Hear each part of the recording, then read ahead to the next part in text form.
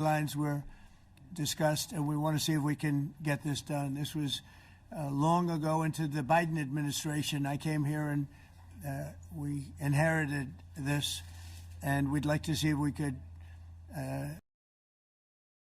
We want it ended. So many people have died in this war, and we're gonna get it ended. So I just want to thank you all very much. If you have a couple of questions, go ahead, please.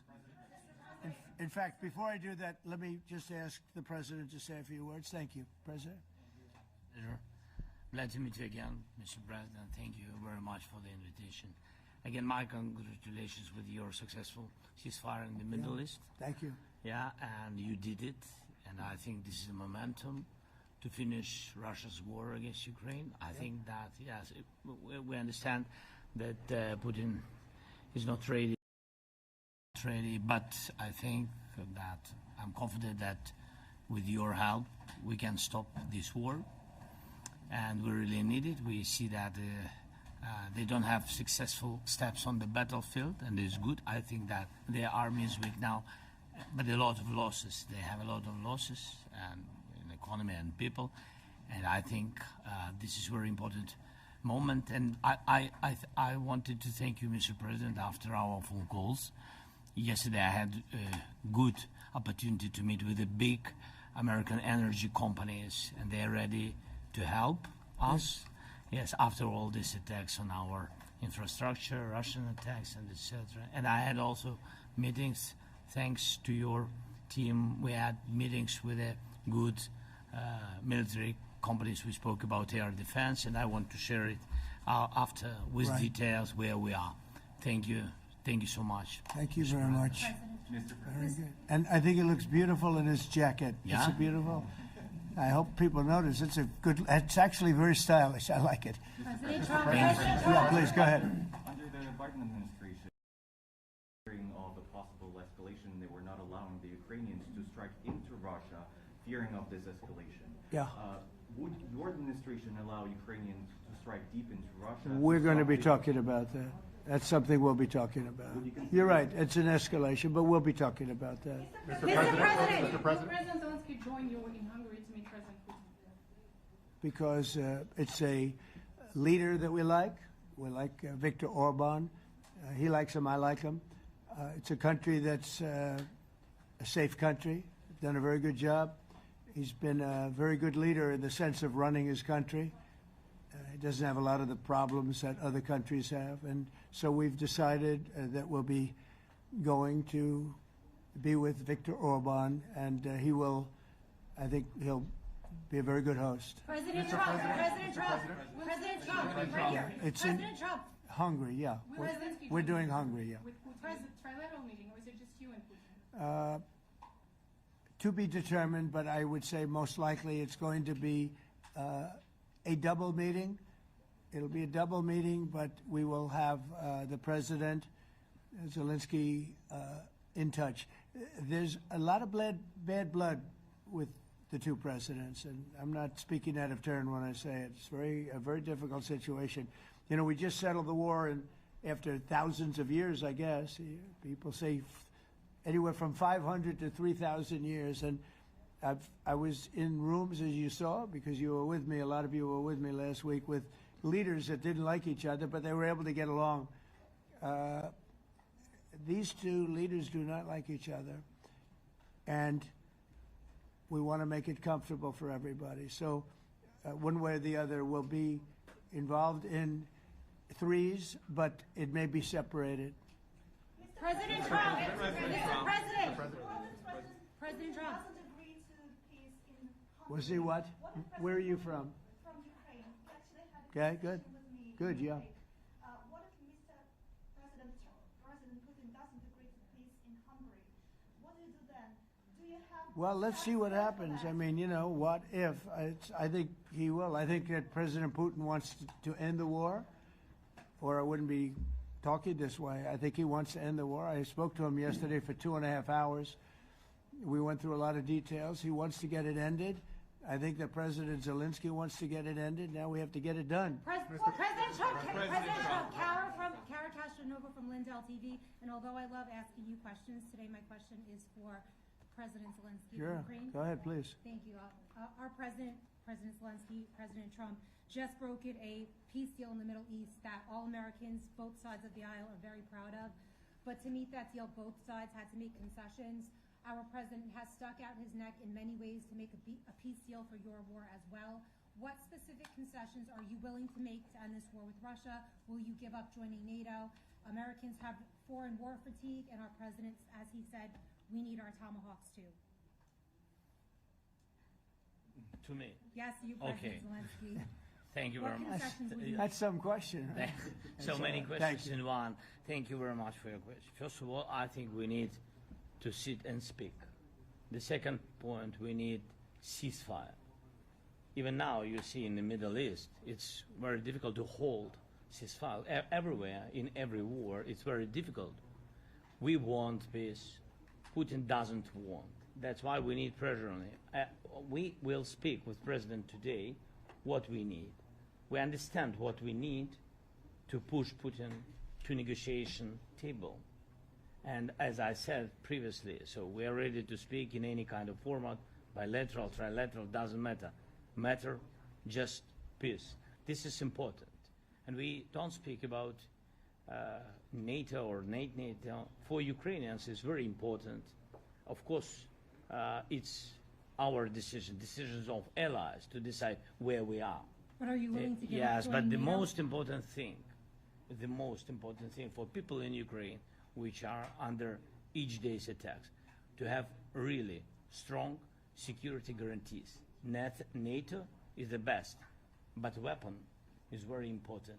Allies on our side is very important. And between us, for us, bilateral security guarantees between me and President Trump is very important. I don't know, we didn't speak with details about it, but this is the most important document because United States is very strong. Sir? President Trump, Peter? President Trump, you are the middleman right now, hoping to end this conflict. Who is doing a better job negotiating, President Zelenskyy or President Putin? I think they're both doing a great job in that sense. We have to get it done. We've got to take some of the hatred of each other. You know, they don't like each other. I say that in front of President Zelenskyy, but I say it in front of President Putin too. They have tremendous bad blood. It's really is what is holding up, I think, a settlement. I think we're going to get it done, and we have to make it long-lasting. As I said in the Middle East, everlasting, right? Everlasting. And the Middle East is a much more complicated situation. You know, we had 59 countries involved, and every one of them agreed. And it's, you know, it's sort of amazing. Most people didn't think that was doable. This is going to be something I really believe that's going to get done. I had a very good talk yesterday with President Putin. I think he wants to get it done. And President Peter? Zelenskyy, right behind you. When we were in Israel with President Trump earlier in the week, we heard a lot about the difference in diplomacy between President Trump and President Joe Biden before him. What do you see as the biggest difference in diplomacy between President Trump and President Biden? President Trump has a big chance now to finish this war. President Biden now is not the president, so he doesn't have a chance to finish this war. And President Trump is really showed that he can manage ceasefire in Middle East, and that's why I hope that he will do this, and we will also have such big success. For Ukraine, it's a big chance, and I hope that President Trump can manage it. I would say the biggest difference is one is extremely competent, and the other one is grossly incompetent. Mr. President. Sir, a few weeks ago in New York when you two met, you said that you think Ukraine could ultimately take back all the territory that it's lost so far. Do you still have to be some sort of You swap never of know. territories? Look, you know, war is very interesting. You never know, do you? You just never know. With war and peace, but you never know. Are you ready? President Trump. Please. Russia calls Tomahawk supply to Ukraine as an escalation, yet it continues using similar cruise missiles like Caliber and Yeah. UN Who are you with? Who are you with? Ukraine. Ukraine? Yes. Good. But Russia continue even using the cruise missiles and also nuclear-capable ballistic missiles in Ukraine since 2022. So do you consider providing Ukraine with the Tomahawk or similar missiles as an opportunity to equalize the possibilities of Ukraine and Russia and push Moscow to the negotiation Yeah. table? Sure. We're going to be talking about that. That's why we're here. Okay? Fair question. Exactly as he told you to say it. But we're going to be talking about it. Okay? Yeah, please. Mr. President, message to India and Hungary who is still refusing. You said India and Hungary? That's an interesting. And Hungary India and Hungary. It's an interesting combination. refuse to stop buying Russian oil. Well, India is not going to be buying Russian oil anymore. And Hungary is sort of stuck because they have one pipeline that's been there for years and years and years, and they're inland. They don't have sea. They don't have sea. And I spoke with the very great leader of Hungary, and they are, it's very hard for them to get oil. I understand it. Hungary's in a very interesting position because they can't have ports. They're surrounded by land. So we'll see what happens there. But India will not be buying oil from Russia. And they've already de-escalated, and they've more or less stopped. They're pulling back.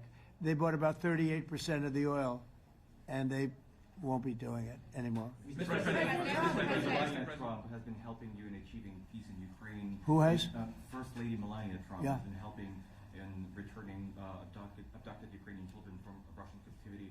President Zelenskyy, do you appreciate those efforts? How do you assess them? And did you ask her to step in and to help you?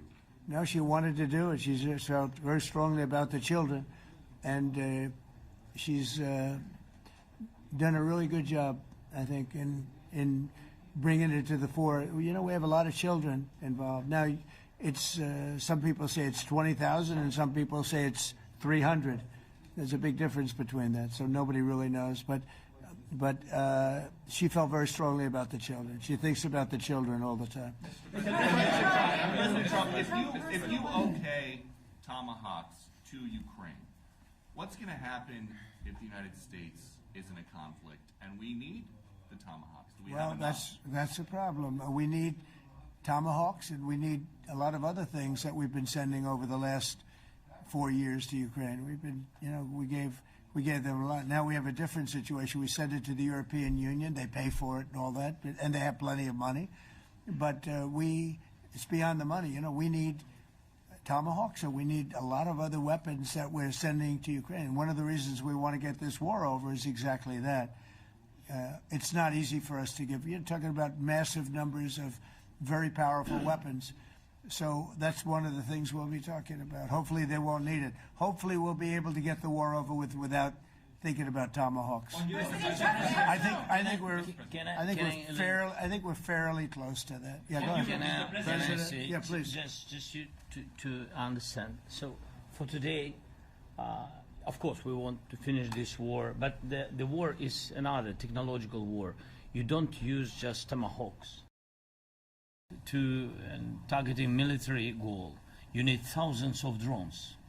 It goes together with such missiles. Ukraine has such thousands of our production drones, but we don't have Tomahawks. That's why we need Tomahawks. But United States is a very strong production, and the United States has Tomahawks and other missiles, very strong missiles, but they can have our thousands of drones. That's why where we can work together, where we can strengthen American production. And so just so that I understand, so you're suggesting kind of a trade. If President Trump okays Tomahawk missiles to help you launch Yes, it's into about Russia, military goals. It's you only would about military goals. Right, but then you would authorize some kind of an exchange where Yes, of course. the U.S. gets Yes, we Ukrainian- have proposition. Yeah, we have big proposition with our drones. President Trump, I don't mean to be brokering an arms deal here, but is that something that you would be interested in, Ukrainian drones?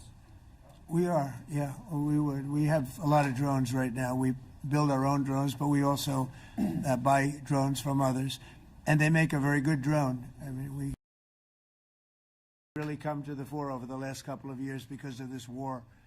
I will say, there's nothing like the jets. We knocked out a lot of drones in Israel. We were knocking them out for Israel, and we were doing it with extremely fast and powerful jets, following the drones and knocking the hell out of them. So, you know, we know a lot about the drones, and we know a lot about the great jets, the great ones. The ones, well, and the B-52s, which were totally they were stealth. They were undetectable. So we have a lot of different weapons. And, you know, I have an obligation also, though, to make sure that we're completely stocked up as a country, because you never know what's going to happen. In war and peace, right? You never know what's going to happen.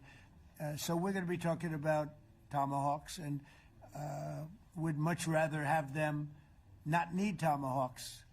Would much rather have the war be over, to be honest, because, you know, we're in it to get the war over. We're selling a lot of different types of weapon, as you know, to the European Union.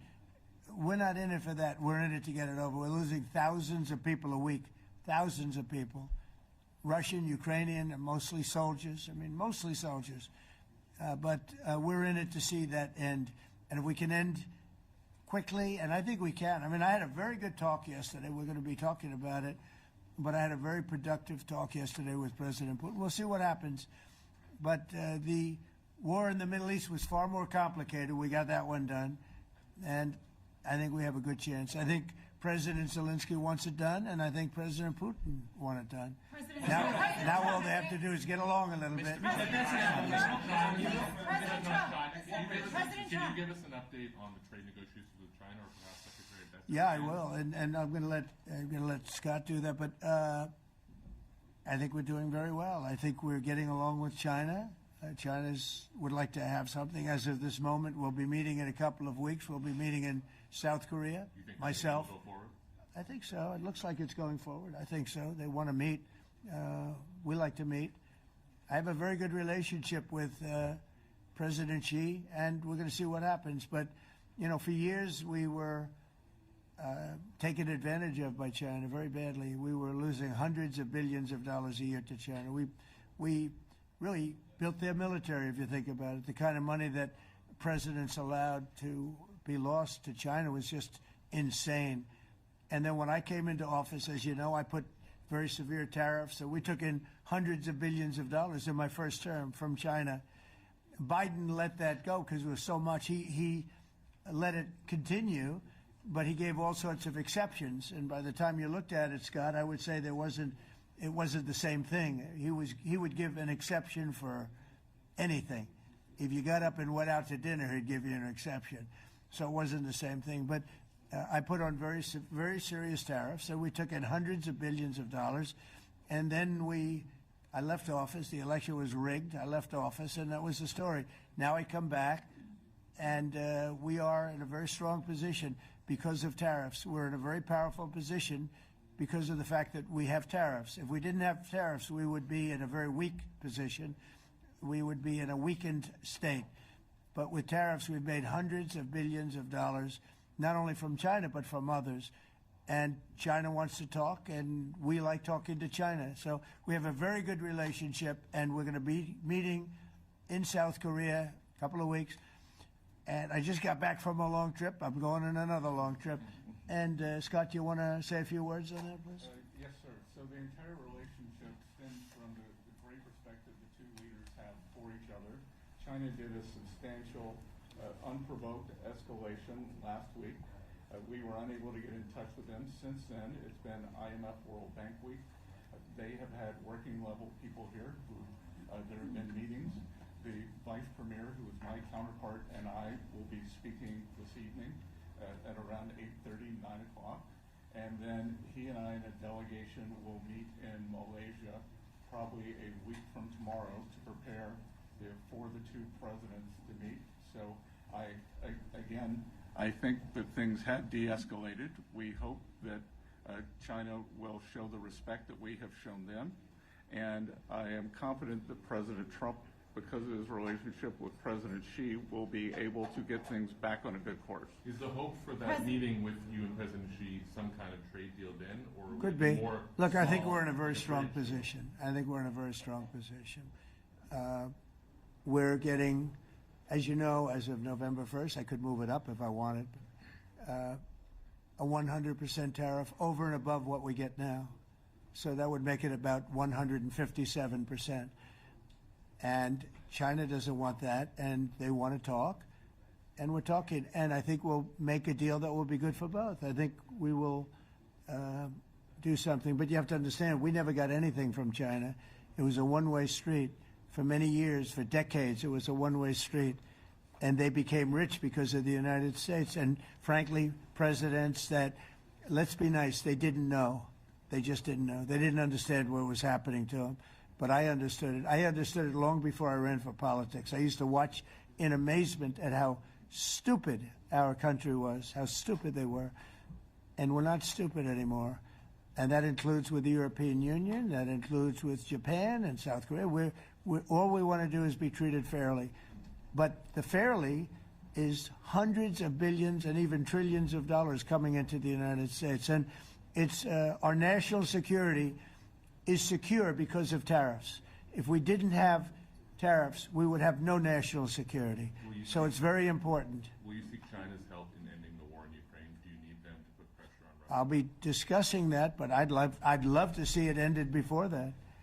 I mean, I think we have a chance of ending the war quickly if flexibility is shown on behalf. And again, we're not losing people.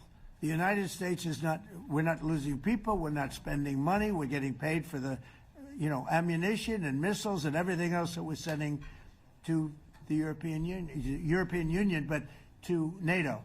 But it's very similar. If you look at the countries, I mean, it's very similar. And we just made a very fair trade deal with the European Union, and what we wanted, and we made a very good deal with NATO too. They pay for all of this. That's not what we're in this for. We're in it to save thousands of lives every week. Thousands and thousands of lives. That's why we're in it. And I think we have a very good chance of bringing this war to a conclusion. President, and your cabinet has done honestly an excellent job. I think that a lot of people could agree to that. Thank you. I'm speaking as someone who lost my father in a war, so I know the human cost. What would your advice be to American leaders, to world leaders, to neocons, to TV hosts who often speak about conflict in abstract or strategic terms rather than the human cost and the human terms? Look, my only statement is we have to get together. It's a very small group of people. It's the president, and the president. Okay, 3 presidents. And I'm the mediator president. And I'm mediating not an easy situation. It should be easy, but it's a lot easier when people understand each other, and when they get together, and when they like each other. We don't necessarily have that situation as far as like is concerned. Maybe it can turn around. Maybe it can. But in the meantime, we'll have them keep a little bit of distance, and we're going to see if we can get it done. This is number 9, okay? This will be number 9 for me. I've solved 8, including the Middle East. I've solved 8. This, I thought, would have been among the easiest. We solved, President Putin mentioned yesterday Armenia, all of the different wars. He said it was amazing but the big one that he was surprised that we were able to settle was the Middle East. He thought it was incredible. He was very generous in that. This should be something we're able to settle, and I think we will be able to settle. Brian? On that note, you will go down as the peacemaker, no doubt, and you will resolve this war. Well, we resolved 8 others. It's funny how people say that. If you get this one, every time I do one, they forget about that one. I solved 8 wars. Go to Rwanda and the Congo, talk about India and Pakistan, look at Thailand, look at all of the wars that we solved. And every time I solve one, they say, if you solve the next one, you're going to get the Nobel Prize. I didn't get a Nobel Prize. Somebody got it who's a very nice woman, very nice. I don't know who she is, but she was very generous. So I don't care about all that stuff. I just care about saving lives. But this will be number 9. But every time I solve one, they said, sir, if you solve one more, you're going to be known as a peacekeeper. So to the best of my knowledge, we've never had a president that solved one war. Not one war. Bush started a war, A lot of them start wars, but they don't solve the wars. They don't settle them, and especially when they have nothing to do with us. I saw almost, I guess, just about all of these wars had nothing to do with us, but I saved tens of millions of lives. The Prime Minister of Pakistan said, I saved millions of lives in interceding on Pakistan, and you look at Pakistan and India as an example. That would have been a bad one, two nuclear nations, right? So I say this, this is pretty much the last one, although I do understand that Pakistan attacked, or there is an attack going on with Afghanistan. That's an easy one for me to solve if I have to solve it. In the meantime, I have to run the USA, but I love solving wars. You know why? I like stopping people from being killed, and I've saved millions and millions of lives, and I think we're going to have success with this war. Wait, please. This, President Zelenskyy, this is your third time over here. Oh. And by the way, you look excellent. Thank you, sir. Thank you. For you, by the way. This is your third time here. How different sitting across from the president is this time versus the two previous times here at the White House? And how confident are you hearing the success rate of solving these prior wars that he can get this war solved? First of all, about suit. The same suit because the same president. It's very simple. The next president will have another suit. Yes, about our relations with President Trump, I think we have important dialogues, and I think we begin to understand each other.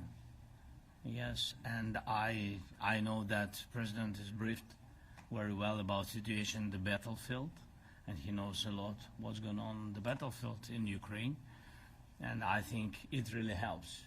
When you know a lot of things, a lot of details about one or another war, it helps a lot. But we are still in war, and I hope we can manage. You have big news It's that there are some important. countries that are not meeting their commitment. You pointed out Spain. They said that it's impossible. No, Spain has not come through. No, Spain has not been loyal to NATO. Spain has been, they're the only one. Everyone went up to, as you know, I mean, you were at 2% and they all went up to 5%, but Spain disagreed with that. I think Spain should be reprimanded for that. I think it's very bad that they did that, but that's up to them. That's up to NATO and Spain. They cannot be expelled from NATO.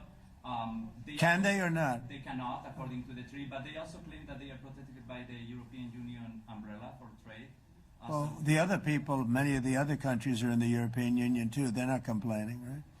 President, tell you that Putin is serious. That's of interest. Mr. They're President. protected. Yeah, please go ahead. Thank you, Mr. President. Do you think you can carry the momentum from the Middle East deal over to this deal? And if I do. So, how does that move the needle? Yeah, I do. I think we carry a lot of momentum, a lot of credibility. Getting Middle East done was very important. Nobody thought it could be done. That was one nobody thought could be done, and we got it done. And a lot of that was the big hit that we put on Iran with respect to the nuclear. They took that was an unbelievable military maneuver, the B-2s, and many other planes involved, by the way, but the B-2s. Yeah, I think nobody expected that to happen. And, you know, we had 59 countries involved, and these were countries very diverse. You had Arab, Muslim, Jewish, you had every country, Christian, you had every country, and many countries involved, and we got that done. And we got it done pretty swiftly after we set the table properly. We had to set the table properly. This should be one that we get done. And I think the table is set properly here now, too. And it'll be a great honor. It'll be a great honor to get it done. And the Ukrainian people are great, and the Russian people are great. And obviously they have much in common, as we understand. They have a lot in common. So it'll be a great honor to get it done. Yeah. On Venezuela, there are survivors from your latest boat strike. What happens to those survivors? Well, I'll ask Marco to discuss that possibly. Yeah, it's well known there's an ongoing narco-terrorist operation the United States has been conducting As far as details of any recent strikes, we're not prepared here to announce all those details, but you'll get that information here very shortly. And how are there survivors when these are meant to be lethal attacks? Yeah, again, I mean, we're undertaking these operations against narco-terrorists. That's what these are. These are terrorists. Let's be clear. And but as far as the details of any recent operations, when we are prepared to announce those, we will, as the president has consistently done. So you may get something on that later today. Let me ask you, that was in a submarine, right? We attacked a submarine, and that was a drug-carrying submarine built specifically for the transportation of massive amounts of drugs, just so you understand. This was not an innocent group of people. I don't know too many people that have submarines, and that was an attack on a drug-carrying, loaded-up submarine. Yeah.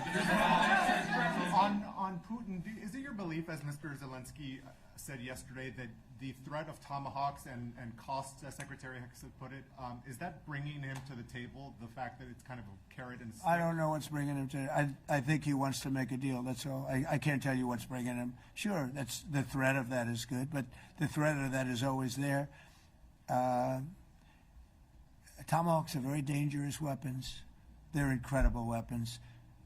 If you like warfare, it's one of the most accurate. You know, we hit 30 Tomahawks in Iran after the B-2s did their damage. We sort of gave it a little capper with 30 Tomahawks from a submarine, quite far away actually, but they're an amazing weapon. They're a very powerful weapon, but they're a very dangerous weapon, and it could mean big, escalation. It could mean a lot of bad things can happen.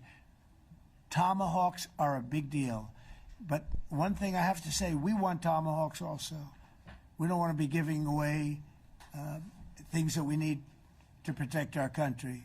We have a very strong country right now. We have a strong military. We have the greatest military in the world. We have the greatest weapons in the world. I want to get this war over. Okay? Putin-Trump tunnel to connect Russia and Alaska. Are you interested? I just heard about it. A tunnel from Russia to Alaska. I just heard about that one. That's an interesting one. We'll have to think about that. I hadn't heard that. We just did a nice road in Alaska that's going to get us to a lot of minerals, and we have a piece of it, a good piece of the ownership because of the fact we made it possible. But this came up yesterday, a tunnel from Russia to Alaska. That's an interesting. What do you think of that, Mr. President? Do you have any ideas? How do you like that idea? I'm not happy with this. I don't think you're going to like it.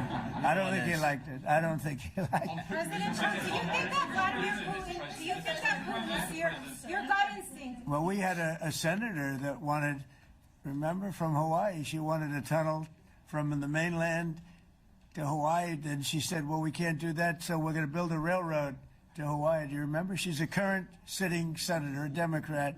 She wants a railroad to go to Hawaii, right? You know who that is, right? She's another beauty. President Trump, your gut instinct. Yeah, please. On your meeting with Putin, aren't you concerned that maybe the Russian president is trying to buy himself more time? Yeah, I am, but, you know, I've been played all my life by the best of them, and I came out really well, so it's possible, yeah, a little time. Is your gut instinct it's all right. But I think that I'm pretty good at this stuff. I think that he wants to make a deal. I made 8 of them. I'm going to make a 9th. I think he wants to make a deal. Well, I think that he should have won the war in a week. Yeah, I do think. And if we didn't give the anti-tank missiles, as you know, the javelins they call them, they got stuck in the mud. They would have been in Kiev very quickly. They were heading to Kiev. So, you know, in war, you have a lot of luck, too. You know, weather has won war, and the cold and the heat and all things take place in war. But that was a very interesting moment when the tanks started rolling and some brilliant general said, let's go through the mud instead of going down the highway, right? So they got a little bit lucky. But you know where they really got lucky? I gave javelins. That wasn't given by Barack Hussein Obama. He gave them sheets. You know, there's a statement. Obama gave them sheets, and I gave them the javelins. And the javelins are a devastating weapon. And That wasn't given by Obama. That was given by Trump, because at the time it was Obama. That was given by me. So it was like one of those things. And you had hundreds of them. They're a devastating weapon. We have a lot of devastating weapons. I'd rather not use them. But that was a big moment. You know, when the tanks got stuck, they got stuck. And call it luck or call it talent. I'm not sure what you'd call it, but it was a big moment in time. Do you think Democrats can give you credit? Do you think Democrats can give you credit when you finally end this war, like they did with the war in the Middle East? And I think right now the Democrats are really damaged, mentally damaged. They want to take 1.5 trillion with a T, $1 trillion, and give it to people that invaded our country. They came into our country illegally, from prisons, from mental institutions, gang members. They want to give them health care and take it away from our citizens. We're not going to do that. $1.5 trillion. They want to destroy. They want to destroy our health care system. We're not going to let that happen. Have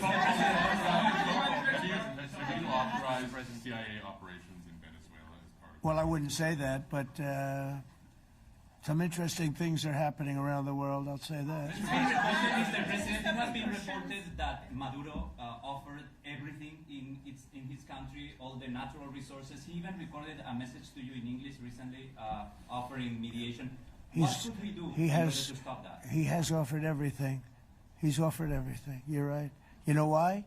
Because he doesn't want to fuck around with the United States. Thank you, everybody. Thank you. Thank you, everybody. Thank you, guys. Thanks, guys. Let's go. Start moving. Thank you, guys. Let's go. Thank you, guys. Thanks, guys. Thank you, press. Thank you, press. Thanks, President Trump. Thank you, Kim. Good job. Thank you, guys. Thank you, press. I don't know.